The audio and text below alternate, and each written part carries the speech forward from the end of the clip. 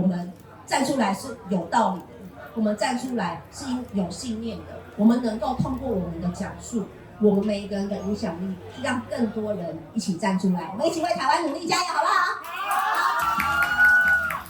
谢谢主持人一方议员，大家先给他掌声鼓励一下，好不好？好，谢谢今天的主办人张浩瀚议员，还有看到我们现场就在是咱给人在的咱的干部施伟珍议员，还有皮金儿，我们土地公庙的咱在的伙伴还有今天现场所有关注台湾政治未来的公民们，大家早安，大家好。大家早安，大家好。其实回到基隆非常熟悉，今天我要来一定要来，有3个理由。第一个是要感谢张浩瀚，还有谢谢王义川还有林佑昌秘书长，我家己在帮家选举的时阵他们3个都是不辞辛劳，从很远的地方就一定要来帮我站台。所以今天呢，我接到浩瀚的电话说，佩仪，你礼拜天有没有空来基隆？我说一定有，因为我们就是这样子互相帮忙、互相支持、团结的团队。因为我们知道我们在每一个地方要生根、要扎根，我们都是在艰困的选区从零开始努力出来的，所以我们都是这样彼此的支持。那第2个理由呢，是其实我是基隆属立医院出身的，基隆也算是我半个故乡，我妈妈是基隆女中毕业，那也有亲戚还在基隆都在给啦，所以今天呢一定要回到基隆来，因为我知道基隆人正在进行一件非常具有公民意识、非常困难，但是我们也非常有信心一定会成功的，也就是拆粮行动，对不对？拆粮行动它是100%的公民行动，所以我们身为政党的成员，我们也关注台湾政治的未来。我们的责任是什么？我们的责任是我们要基于我们的职责、职权，把我们看到的这些政治的真相揭露开来，让公民知道。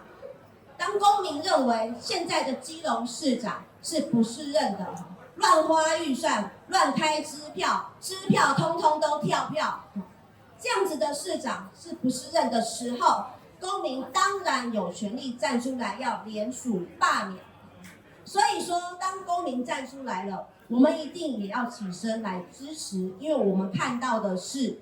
基隆的政治正在被倒退，基隆的民主也正在倒退。刚刚我看到皮金儿在台上跟大家分享的时候，我真的是心里是很感动的，因为我刚刚一下车，先经过也是在我们后面拆粮行动的摊位。这一段时间以来，我都在立法院内底但是咱都看到立法院外口是这么啊多的少年人这么啊多关心咱台湾未来的公民，大家拢站出来。落雨落到足大的，恁新闻一定拢有看到，雨真正落到足大，大家拢坐在遐大家都坚持着，拿着手上自己写的标语，拿着自己的这些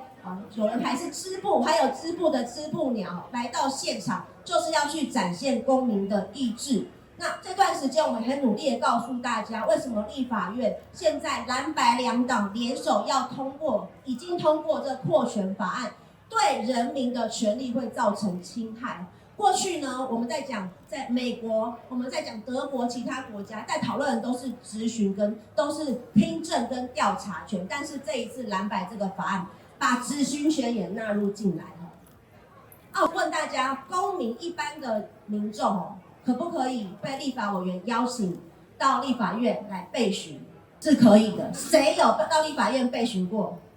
陈为廷，你们等一下去 Google 看。当年呢，就是陈为廷这一群学生站出来在抗议教育部。那我们民进党的立委郑丽君就希望邀请公民也有机会到立法院里面来，协助立法委员了解正在进行发生的事情。但是过去立法委员叫做邀请公民来备询。因为我们并没有法律去说立委邀请你，你不爱来要给你处罚，没有，过去没有这样的法律。但是现在蓝白通过的这一个立院扩权法案，变成你不出询处罚，你来备询的时候，如果立委问你资料，你不提供处罚；如果你备询回答的内容，立委觉得你这类叫做虚假证词，处罚。所以说这个差别就是这么的大。立法委员的权利，我们过去法律是叫做要去限制它，要给立委一定的权限，但是任何一个机关都不应该无限扩权。那我再跟大家讲到国会改革，不是只有立法院职权行使法，职权行使法一听这个名字就知道，它是在处理什么？是处理权限的问题。你的权限到底可以涉及到哪里？但是规范立法院的还有一个叫做立法委员行为法，在规范的是立委个人的约束，譬如说你的财产要不要公开，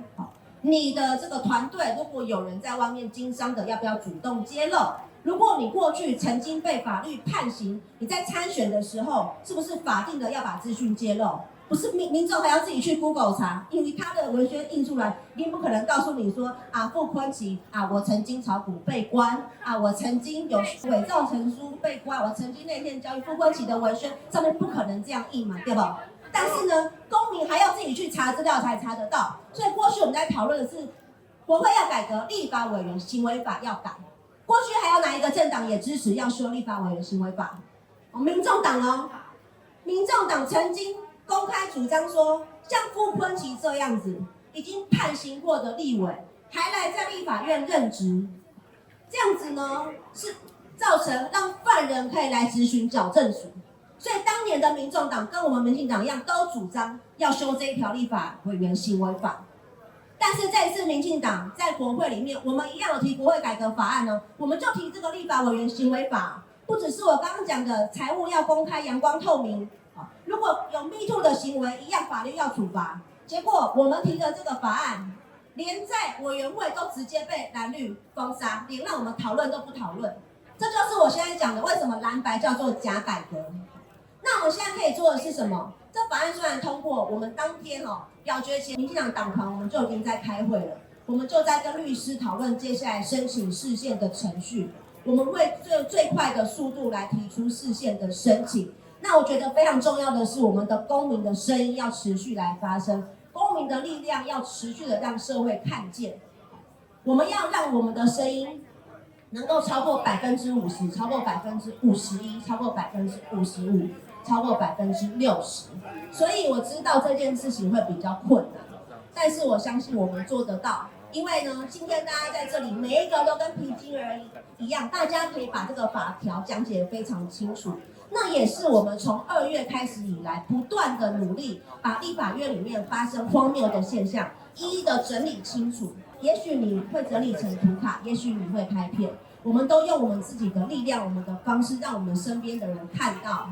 立法院发生扩权的行为。但是还好，台湾是民主法治的国家，我们有民主，就是有公民可以站出来发声，我们有法治，是宪法法庭才是做最后肯认的这一个机关跟程序，并不是立法委员要修什么法，这个国家就要施行什么样的法条，要看它有没有符合我们的宪政机关的规定。那最后一点我想要讲的是，其实为什么我认为基隆的拆梁行动，这个公民行动，我们一定要力挺。因为呢，我作为半个基隆的小孩，当我看到说这个东岸停车场的争议都还在诉讼当中，诉讼当中的争议交给谁来决定？谁来判决？法院嘛。这个政府市政府自己带着警察进来就在执行了，又来了，真的是国民党又来了。现在在立法院修法的事情都是他们要把立委当作法院。那基隆在发生的事情，市长自己当作自己是法官法院还没判，你先来执行，自己当作自己是法官。立委有这么大吗？市长有这么大吗？国民党有这么大吗？我觉得非常的遗憾是，台湾好不容易已经民主化，这一些政治人物到现在都没有基础的法治观念。所以我们人民一定要站出来告诉他们说，如果你的民主法治观念不够，很抱歉，请你回去再学习，人民有权利来对这些政治人物进行再教育，对不对？对，所以大家不要灰心看到我们川哥马来川哥刚刚非常的用力来把我们看到的资讯告诉大家。我们相信公民的行动是有力量的，为什么？这是历史告诉我们的。台湾今天我们有这样的民主，就是我们过去的公民一次一次的站出来。一开始的时候是少数没有关系，但是因为我们站出来是有道理的，我们站出来是有信念的，我们能够通过我们的讲述，我们每一个人的影响力，让更多人一起站出来，我们一起为台湾努力，加油，好不好？